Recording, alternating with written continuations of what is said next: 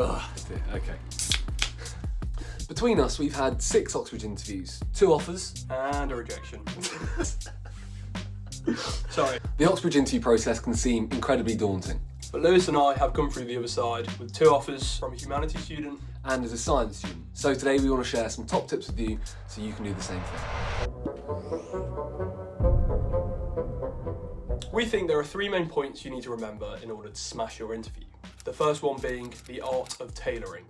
I think this is really vital. It was really the difference between my rejection and then my acceptance a year later. After my first set of interviews in year 13, I really didn't know what Oxbridge was looking for in me. I saw the interview process as a whole very overwhelming. With so much content that I needed to know, I didn't really know where to start. The lesson I learned is that you really need to find your needle in a haystack. It's not about knowing everything, but rather being able to choose a very specific subject, allowing you to have a really detailed conversation with your professor or your module supervisor, whoever's doing your interview, and really letting yourself have an interesting dialogue that they really are impressed with. So for me, what that looked like was trying to find something like an essay competition where I'll be able to think for about 2 weeks over an Easter break in year 12 and come up with a semi-decent essay that wasn't completely terrible.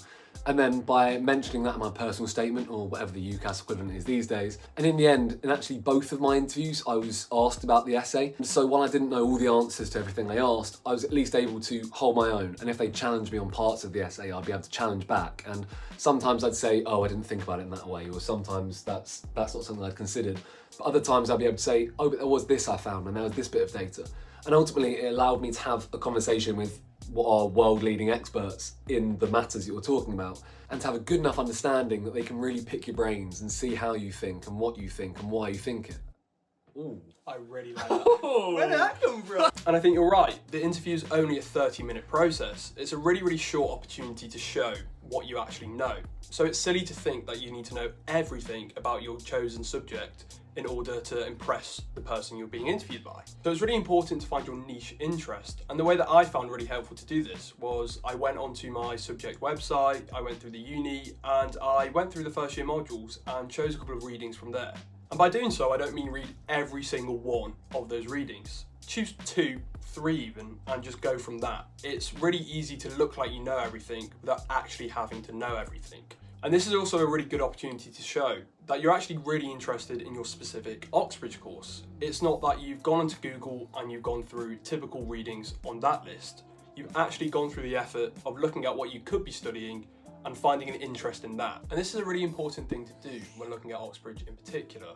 They thrive off the idea of specificities. For example, one of the modules I did in first year was feminist theology. So I went onto the website, I looked through the readings, and I chose 3 key figures in that area to read about. Did a little bit of research and then went from there. This really helped me when I look at the differences between my first set of interviews, when I got rejected, to my second set of interviews before my acceptance. It was this focus of attention that really allowed me to have a meaningful dialogue with my interviewers, as opposed to going in and not really knowing what I was going to talk about.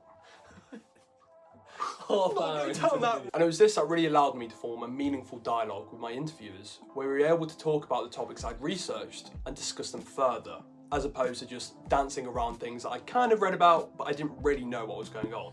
Okay, so the second point is clarifying what people mean online when they say thinking out loud.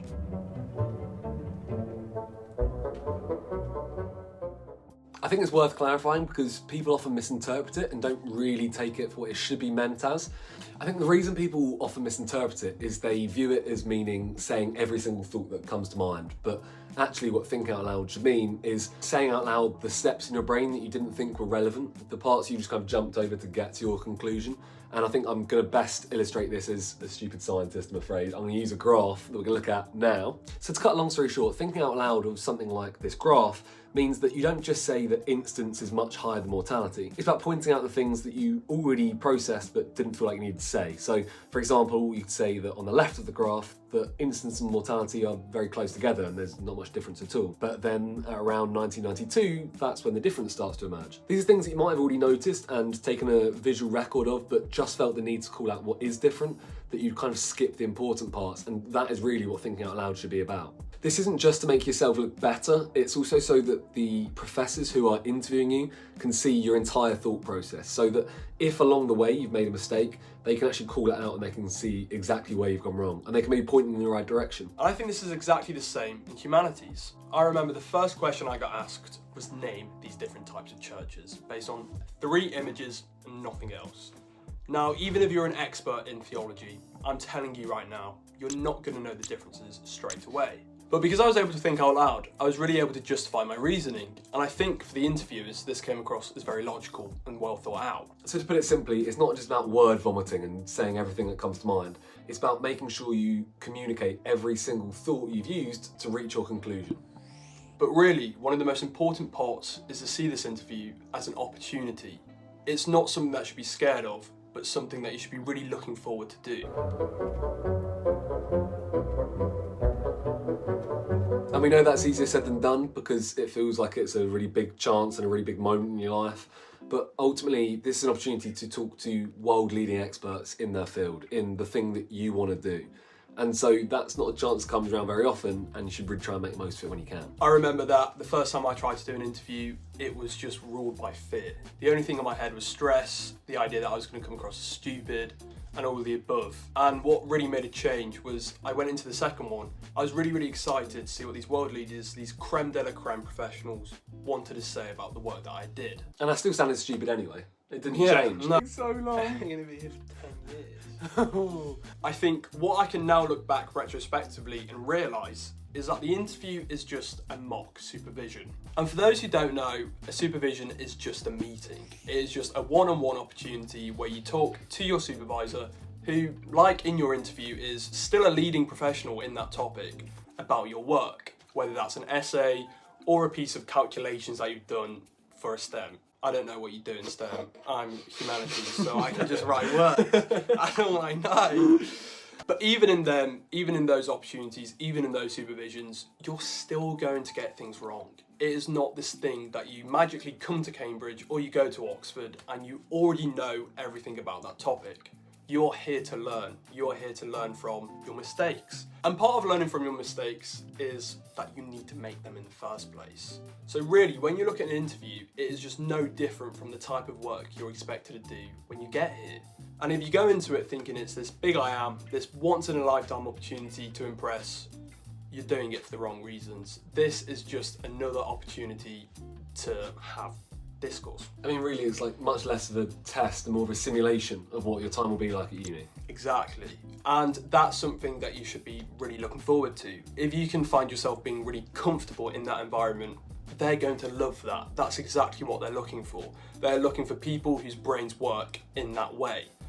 But if you go into it feeling very stressed, feeling very anxious, I think there is a real fear they're going to see you as not really connecting to the way in which Oxbridge teaches their students. So for me, okay, go. And similar to in supervisions, when I've brought essays in there, I get my essay torn apart.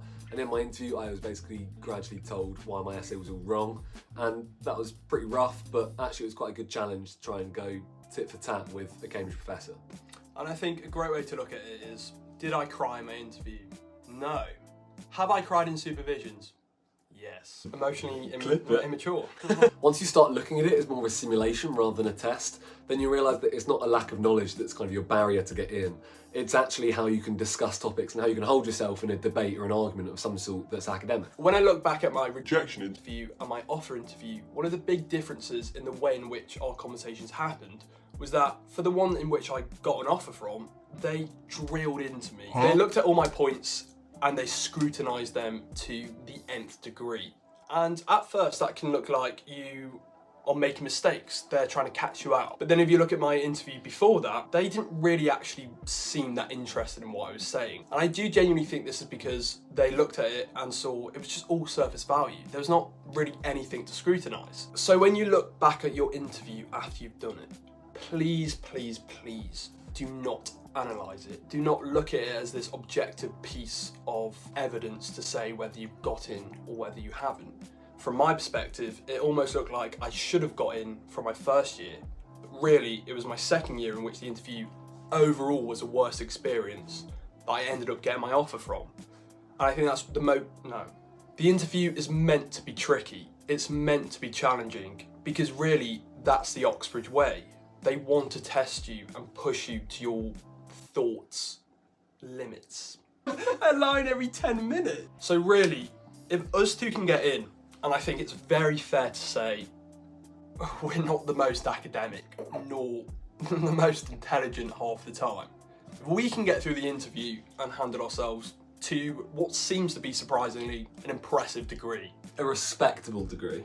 then you can also do it. I think what is really important to remember, and comes up in all the points we have, is that this is not a challenge of knowledge. It is simply a way in which they want you to think. And if you can think like that, You're going to smash it. Make sure to let us know how you're feeling for them. And if you've got any questions, put them down below. I'm really going to get the giggles.